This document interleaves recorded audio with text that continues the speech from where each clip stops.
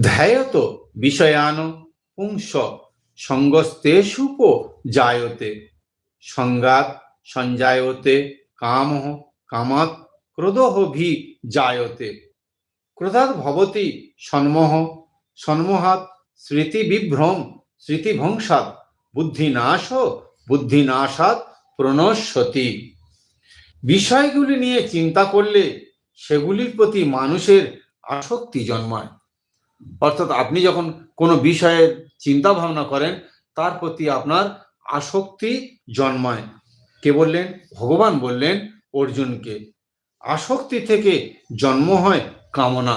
অর্থাৎ আসক্তি থেকে কি জন্মায়? কামনা জন্মায়, যে আপনি সেটা পাওয়ার আশা করেন। কামনা অর্থাৎ সেটাই, অর্থাৎ বিষয় ভোগের আকাঙ্ক্ষা।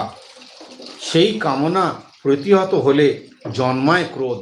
অর্থাৎ সেটা যখন না পাচ্ছে, সেটা থেকে যখন বিচ্যুত হচ্ছে, তখন তার মনের মধ্যে একটা রাগের সৃষ্টি হচ্ছে। ক্রোধ থেকে জন্ম নেয় সন্মোহ বা মূঢ়তা। মূঢ়তা থেকে হয় স্মৃতিভ্রংশ। স্মৃতিভ্রষ্ট